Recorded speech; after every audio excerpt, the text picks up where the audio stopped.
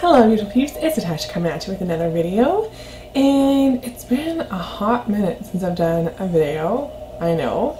Part of that is because the first week of school was the week leading up to my sister and brother-in-law's wedding, where I was the maid of honor and my husband was the best man, and that took up a lot of time.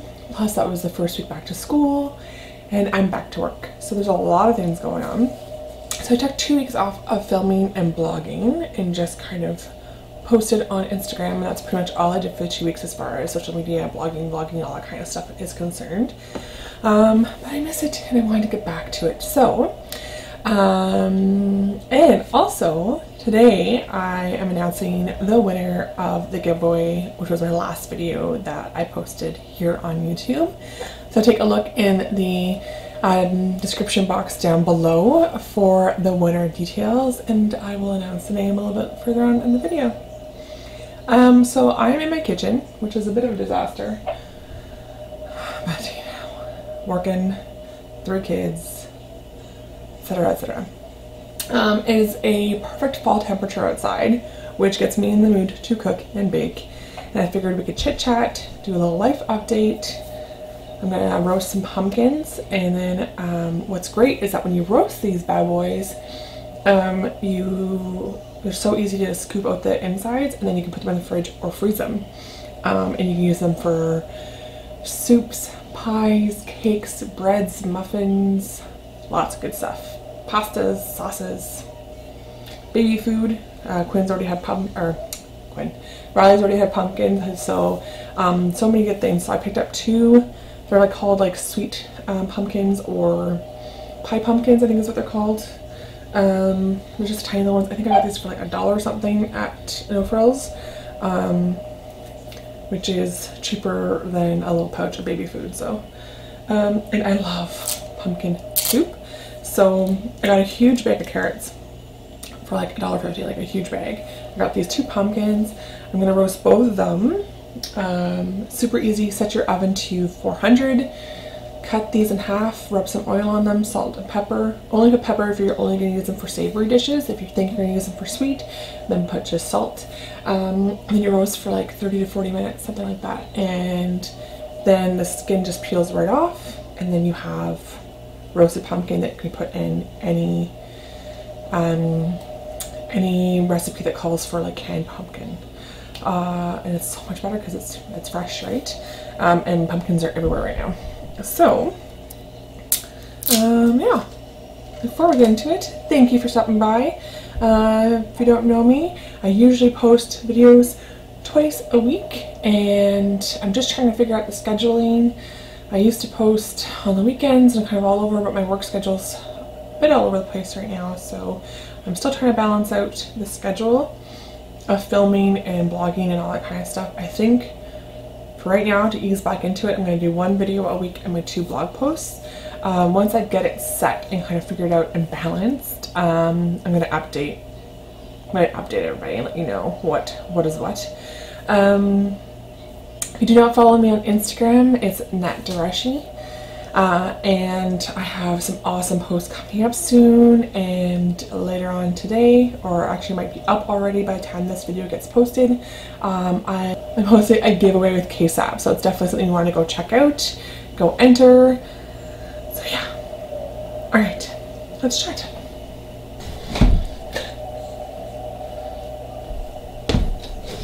This is the worst cut job ever. It was so funny. The other day I was like, I'm gonna get back to filming, and then I decided to like literally start digging at the straight rain part of my house, and the only time I was available to film, there were heavy machinery outside of my house tearing it apart. So I was like, maybe it's the universe's way of saying, don't rush back, take your time, adjust. Yeah. Alright, so I'm just digging out, and I'm actually really tempted to say these seeds because they look perfect for pumpkin seeds, which I love. Okay, there it is. So I know some people are trying to hang on with my like fall plaid towel on my arm. I know some people are trying desperately to hold on to summer, but for me, I think it's also because like my birthday's in fall, maybe. That's why it's always been my favorite. But I love Halloween, and I really don't like the crazy hot, humid weather that we've been having. I don't know, in the summer like was like just kind of crazy. So it was either like boiling hot or pouring rain or like so humid that the kids, the oven's ready. So humid that I couldn't take the kids out because like one's got asthma, so it's just, anyways. So I am very much so looking forward to going pumpkin picking in the local pumpkin patch, and I love going for walks in the fall. I love the colors outside, like when the leaves start to turn, and even just like the crispness of the air in fall. Like it's awesome. You still get, not today, today's pretty gloomy, but it's one of those perfect, where I live in Ontario, it's one of those perfect seasons where you still get beautiful sunny days, and the nights are nice and cool, that you have your windows open with the fresh air, and you want to burn candles and bake and roast vegetables, and but you can still barbecue. Yeah. So that's why for me it's like the perfect kind of weather. And I love, I like fall clothes. I like wearing huge chunky knit sweaters over leggings and comfy fuzzy boots and slippers and like plaid shirts and like cozy socks and fires and all that good stuff. I'd love to know, what is your favorite season and why? I posted a couple days back on Instagram about, like, it was like the weekend here was really hot, and I was like, what is going on? It's almost fall. Why are we having these like days where it feels like 30 still? Come on. And it was so funny, like it was split pretty much right down the middle. Everybody was either like, stop it, summer's not over, sacrilege, or people were like, yes, done with summer, bring on fall. And I think, I don't know, I think because for us school starts in September too, to me September and fall has always felt like more of the new year to me than like January does. I don't know. To me, like I almost feel like you get back to routine in September and you get back to schedules, and I don't know. Is it just me? I don't think so. I think I've heard people talk about this where it's like a thing where like September's totally the new January. I didn't just say that. Alright. I think part of it too is that our house is heated by, I mean, we do have electricity obviously, but the main heating source for our house is our wood stove and our kitchen, and then we also have a pellet stove. So it's like almost like this ritual of like preparing for fall, that like even in the summer, like my husband's like collecting wood and like we're like storing it, like squirrels storing for winter. You know what I'm talking about. Anyways, so to me it feels like, I don't know, there's just this routine to it, and Knox goes to school, and then there's all the things that goes along with your child going to school, right? And yeah, it can be busier, but there's also like routine and times, and like I know you can do that through the summer, but there's something freeing about not having those schedules and timelines and things you have to follow through the summer, and if you have the opportunity to be home with your children. But then the fall is also so nice because you get a couple months of structured routine, and then you have the Christmas break, and then you're kind of back into it again. So I don't know. Like, I love how he knocks home with me, but obviously school is really good for him. It's good for him to be out with his friends and all that good stuff. He's in grade 1 this year, so it's kind of like the first year kindergarten. They learn, obviously, but it's more learning based through play and all that kind of stuff for them. Whereas this year, he told me, he's like, Mom, I just want to go back to kindergarten. Like, grade 1 is just too much. So I think he's starting to realize that school may not necessarily all be just play. Don't know. So like I said, my sister had her wedding. I'm posting like pictures of it on Instagram, and it was like perfect. It was beautiful. It was like really like fairy tale-esque, and it was perfect. And then there's a cleanup after that because it was on the property. And then Knox went back to school, and then I started back to work just last week. This will be my second week at work. And I was gonna go back like working days full time, like in my career, all that kind of stuff. Go back to getting like a full-time job, you know, and all that kind of stuff. And then I had to go back this early because I was really sick throughout my pregnancy with Riley, so I ended up having to go off on leave at the very end of my first trimester. So because I was on sick leave for so much in Canada, you only get so much time that you can take for sick and maternity and all that kind of stuff before you have to like kind of go back to work and replenish your EI time. So if I hadn't been sick, I would have been able to stay off with her until she was a year old. She'll be 6 months this week.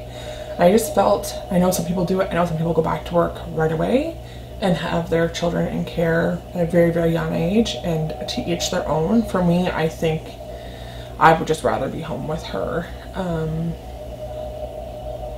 at this stage, and like I don't want to miss her first crawling and her first steps and all those things. Like, it's just something that I don't want to do. So in lieu of that, I kind of opted to work some crazy hours. So instead, I resigned from my other position, and I took on like almost like a part-time job. I'm working like full-time hours, working evenings. So my husband works all day. I'm home with the girls. I get Knox on and off the school bus. He comes home, we switch. He does the nighttime routine with them, and I go to work. And then I kind of get about, I don't know, I guess if my kids slept through the night, I would get about 6 hours sleep. They haven't been because Riley is teething and Knox has been having weird dreams. I think it's the whole like attachment thing with him going back to school, and he knows the girls are home with me. So I haven't been sleeping all that great, but that should all resolve itself soon. And you mamas out there know that you can do a lot on 6 hours sleep. And then the whole thing is like Quinn's gonna go to school next year, and then Riley would be like a year and a half. So then at that point, we'd only have one in daycare if I chose to go back full time. But I'm also hoping that, you know, at some point in the near future, I can turn my blogging into my full-time job, is what I would love to do. I love to write, and I love sharing with you guys, and I love vlogging. I love the community I've developed on Instagram. So the ideal situation for me would be to be able to stay at home and work kind of alongside with my kids and do that, and that's kind of like the goal.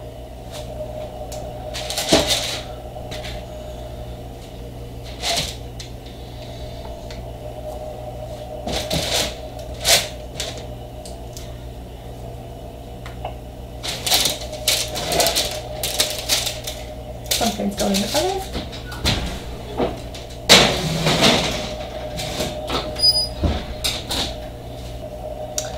So yeah, so for right now, it's not ideal, the hours that I'm working. I don't like working every weekend. I don't like working nights. I don't like missing bedtimes and all that kind of stuff. But it gives us the opportunity that Ryan gets to spend time with the kids in the evenings and on the weekends. We don't have to pay for childcare this way, which is incredibly expensive, especially for infants. It's insane, like how much I'd have to make in a day just to pay for childcare. Anyways, so yeah, so I just kind of feel like I want to have that time with Riley as well. So we are making it work. It doesn't work for everybody. Some people think I'm crazy. I'm very tired most of the time, but to me it's worth it because I kind of the mindset you can do anything for a time, right? So I mean, it might, who knows, it might motivate me to be more of a go-getter for the goals that I have for myself, to become self-employed. Who knows? But for right now, that's where it's at. And Riley's like super vocal and at a really sweet stage right now. She is saying mama, dada, baba for bottle, hi. She's already waving, she's already doing all done. We're working on more. So she's a sponge right now developmentally, and I'm not saying a caregiver could not provide her the same care that I can, but I can give her more one-on-one. I don't want to miss any of that stuff. It's kind of like the whole thing. And it's all good if you do miss those things. For you have to do as a parent, one, what you're able to do with your family, and two, what you're comfortable with and what you feel like you need, right? There's some people women I've worked with who were completely comfortable with going back to work 6 weeks after they had their baby. They got cleared from the doctor, went back to work, and they were totally fine with not being the first person to see all those milestones. They were fine with it. They got pictures or videos from their caregiver, and that was totally cool with them. And that is perfect for that person because that's what they feel like they need, and they don't feel like they're missing anything. So I think with anything in parenting, you have to do what feels right for you, and what I just don't want to feel like guilty or resentful, or you know what I mean. I don't want to live my life with any of those feelings for any of those things. So I'd rather compromise some of my time and miss a couple things throughout the year, like socially, and then be able to still feel like I'm getting what I need for my family, giving what I feel like I need to give to my family. You know what I mean? Does that make sense? So that's where I'm at right now. I do have a couple like more formal sit down videos planned for the Talk to Me segments coming up. I don't know how much time I have in the near future to sit down and film with co-hosts, but I still want to continue the concept and sit and have a formal conversation about a topic. What I might do is ask them, or ask people, or ask you for input on a topic and share that feedback, or maybe insert clips and videos from other people. Let me know what you feel about that. I just feel like at this time I have very little free time, and when I do have time to do a video, it's kind of like, okay, I can do a video now. I have an area set up, like I'm gonna sit down and film my ideas that I have on my list and my topics that I want to talk about, kind of thing. That's just where I'm at right now. I love filming with Diana and Charlene, and they have great content to share as well. I just don't know how we can make it work to meet up anytime soon. Anyways, so yeah. So the winner of the giveaway, the goodie kind of box, basket, whatever you want to call it, the beauty giveaway shenanigan, is Cree, I think that's how you say your name, Cree Sawyer. It's K-R-E Sawyer.